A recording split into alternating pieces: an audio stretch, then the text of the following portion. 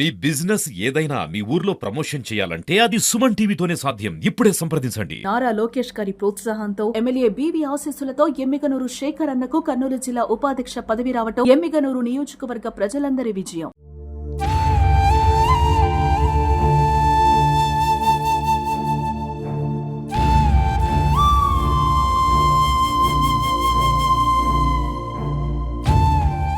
Welcome to Suman TV. నేను మీ మునుస్వామి. కర్నూలు జిల్లా ఉలిక్కిపడిన సంఘటన జనవరి 5వ తేదీ కదనాతి గ్రామంలో ఇద్దరు వ్యక్తులు హత్యకు గురయ్యారు. ఆ హత్య సంఘటన కంటే ముందు గోవింద్ అనే వ్యక్తిని ప్రత్యర్థులు అటాక్ చేయగా వాళ్ళ ప్రత్యర్థుల దాడి నుంచి తప్పించుకొని తన పేగులు బయటికి వచ్చినప్పటికీ తన పేగుల్ని మళ్ళా కడుపులో చొచ్చుకొని అక్కడి నుంచి ట్రాక్టర్పై పోలీస్ స్టేషన్కి వచ్చి తన ప్రాణాలను కాపాడుకొని మృత్యుంజయుడిగా నిలిచిన గోవింద్ మనతో ఉన్నారు. గోవింద్ని అడిగి ఆ రోజు ఏం జరిగింది, ఆ సంఘటన గురించి తెలుసుకునే ప్రయత్నం మనం చేద్దాం. అన్న, మీరు చెప్పండి అన్న. ఆ రోజు 5వ తేదీ మీతో పాటు మీ అన్నలని ఇద్దరు చనిపోయారు. ఆ రోజు వాళ్ళకంటే ముందు మిమ్మల్ని అటాక్ చేశారు. అసలు ఆ రోజు ఎలా జరిగింది? అది నా భార్య నా కొడుకు చేనుకి వెళ్ళినాం. కట్టెలు నరికినాము, కట్టెలు పెరుక్కుంటున్నాం. పెరుకుతుంటే పెరుక్కొని వేసుకొస్తున్నాం. ఊరు మేరన సచివాలయం ఉంది ఎల్లంపేట అని. పోతుంటే పిల్లోడు ట్రాక్టర్ ఎదురు వస్తున్నాడు.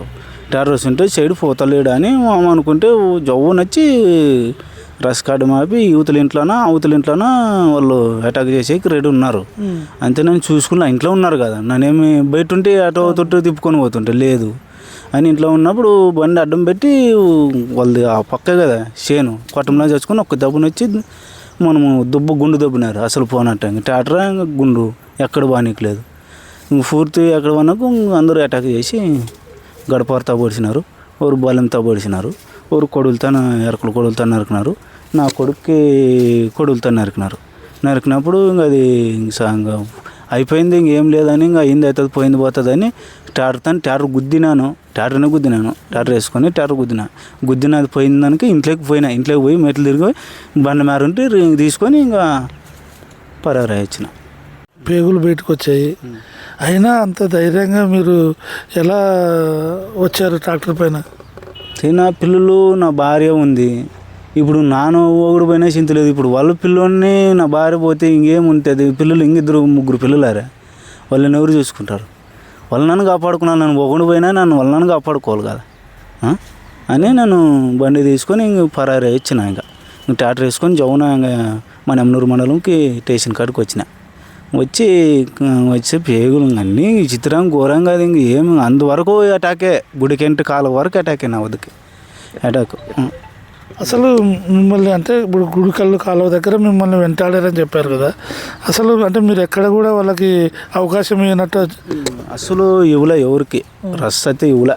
ఎదురు వచ్చే బండ్లకి అయితే రస్ సైడ్ ఇచ్చిన అంతే. ఆటోలు గిట్ట బైకులు అన్నీ ఇచ్చినవి కానీ వాటికి సైడ్ ఇచ్చిన. ఎన్నికి వచ్చావు సైడ్ వేయలే వాళ్ళ బండ్లకి, సైడ్ వేయలే అసలు వేయలే. ఇంక అదే వేసుకొని ఇంక వచ్చి నా పొద్దు జాతర అసలు ట్రాఫిక్ ఫుల్ పడాలి. ఆ రోజు నన్ను ఇంకా ఆడే గుడికెంట్లోనే అయిపోవాలి. ఆ గుడికెంట్లో నా అదృష్టమేమో భగవంతుడేమో కానీ నన్ను రస్సా తప్పించి ఇంక డైరెక్ట్ ఇంక ఎమ్నూరు మండలంకి వచ్చి స్టేషన్ కాడ పెట్టినా. ఇంక వచ్చి కానిస్టేబుల్ పెట్టుకొని ఆటోలో తీసుకుపోయి పెద్ద ఆసుపత్రికి దోసిపోయినాడు. ఇంకంతే అడ్మిట్ చేసినాడు. ఇంకా చేసి ఇది సీరియస్ కేసు బతుకుడు అని కర్నూలుకి ఎత్తానని ఇంకా కట్టి ఇంక వేసి మొక్కి సీదేసి ఇంక కర్నూలుకి ఆంబులెన్స్ ఎత్తించాను. వాళ్ళని అటాక్ చేశారు. మీరు ఎమ్నూరు పోలీస్ స్టేషన్కి వచ్చి హాస్పిటల్కి వెళ్ళిపోయారు. మీ అన్నోళ్ళని ఇద్దరిని హత్య చేసిన సంఘటన మీకు తెలుసా? అప్పుడు తెలియదు, అసలు తెలియదని ఆడికంటే ఇంట కోడుమూరు దాటినాక తెలిసింది. ఇట్లా మీ అన్నని నరికి గొంతు కోసినారు, చంపినారు. మీ వదిన్ని మీ అమ్మని గడపరతో కొట్టినారు, మీ వదిని నరికినారు, మీ అన్నని కన్నిగా గొంతు కోసి నెత్తిపప్పు నరికినారు అన్నారు. ఇంకా అదైతే ఆయనకైనాది అన్నాక వీళ్ళు చంపినారు కదా. చంపిపోయినాక మా ఆయనని ఆడి చేనుకాడ వచ్చావని ఎదురు వచ్చావని ఆ మంచిని కానీ ఇంకా వేసి రాళ్ళతో కొట్టి దాడి చేసి ఇంకా ఆడే నరికి చంపినారు. విచిత్రంగా ఘోరంగా నరికినారు. అంతే. ఏం ఇప్పుడు మీరు అంటే ఈ సంఘటన ఎలా జరిగింది అనుకుంటున్నారు మీరు? అంటే ఇప్పుడు హత్య చేశారు, పట్టపగలు చంపారు మిమ్మల్ని. మీరు అంటే ఎలా జరిగింది ఈ హత్య? దీనికి ఎవరన్నా కుట్ర ఉందా? అది మనకి తెలియదు, అది ఎట్ట కుట్ర అనేది తెలియదు, అసలు ఏం లేదు. ప్రశాంతంగా బతుకుతారు, ప్రశాంతంగా ఎవరు సంసారం ఎవరు చేసుకుంటారు అనుకుని.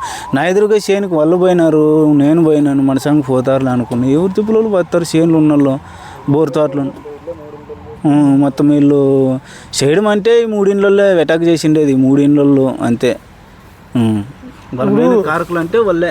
ఇప్పుడు మీరు చెప్తున్నారు 3 ఇళ్ళే కారణమని, అసలు వాళ్ళకి మీకు ఏమింతకి గొడవ? మాకు అస్సలు వాళ్ళకి మాకు ఏమి లేదు, అస్సలు ఏమి ఎట్ట ఖర్చు పెట్టుకుని అంత 3 ఇళ్ళల్లో ఎట్ట చేశారని మాకే విచిత్రంగా అయిపోతుంది వాళ్ళు.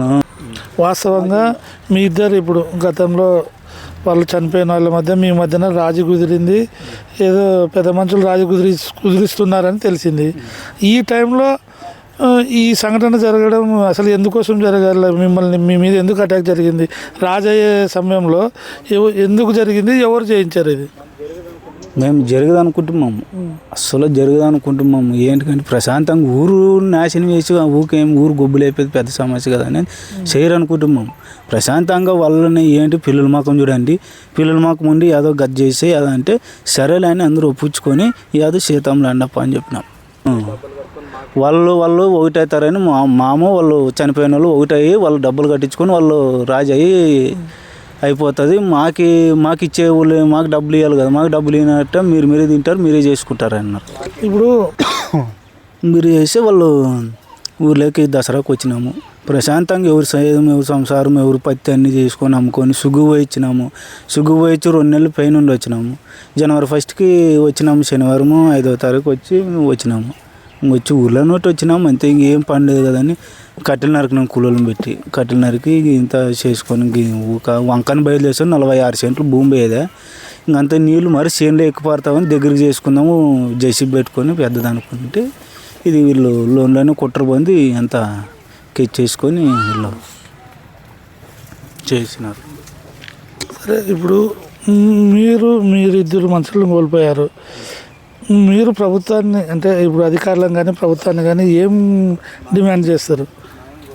న్యాయం కోరుతాం అంతే. మేము ఏం ఎక్కువ అవసరం న్యాయం కావాలి మాకు, అంతే అంతే అంతే. కేసు బలపడాల్సిందే మనకి గట్టిగా, మాకు కేసు గట్టిగా కావాలా. ఈ చుట్టుపక్కలని ఆడని కానీ కర్నూలు జిల్లా జరగాలంటే కానీ భయపడాలా, బలపరచాలా. అంతేగాని మనకి ఎక్కువ మనకి వాడు సంపాలా చేయాలని అవసరం లేదు. ఇంకొక పారు ఘోరంగా జరగకూడదు. ఎవరని కానీ పిల్లలని కానీ ఎవరని కానీ చిన్నది పోయి పెద్దది చేయగలట దీన్ని బలపరిచి గట్టిగా మాకు కేసు గట్టిగా చేస్తే ఇంకో పార్క్. గోవిందుపై జరిగిన అటాక్ సమయంలో గోవింద్ కుమారుడు 3 ఏళ్ల కుమారుడిపై కూడా దాడి చేయడం జరిగింది. ఆమె గోవింద్ భార్య ఉన్నారు, ఆమెను అడిగి మరిన్ని వివరాలు మనం తెలుసుకుందాం. అమ్మ, ఆ రోజు మీరు కూడా మీ భర్తతో పాటు ఉన్నారు, మీరు ఎవరెవరు ఉన్నారు, అప్పుడు ఎలా జరిగింది? నాను, నా భర్త, నా పిల్లోడు ఉన్నాం సార్. ఉంటే అంతా టాటర్ అడ్డం పెట్టి అటాక్ చేసి పిల్లోని నరికినారు, నన్ని కత్తితో నరికినారు, మా ఆయన్ని బజ్జీతో అదంతా పొడిచినారు సార్. పొడిచి దారుణంగా నరికినికి వచ్చినారు సార్.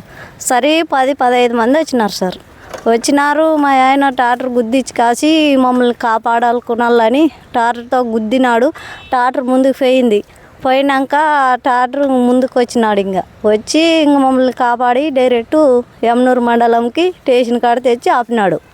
ఆపినాక సార్ వాళ్ళు అందరూ పోలీసులు మా ఆయన్ని పిల్లోని వేసుకోపోయి పెద్ద ఆసుపత్రిలో కట్టగట్టించినారు. సీరియస్ కేసు, ఇది చచ్చిపోతాడు ఈయన, కర్నూలుకి ఎత్తండి, కర్నూలుకి వేసుకొని పోయినాం.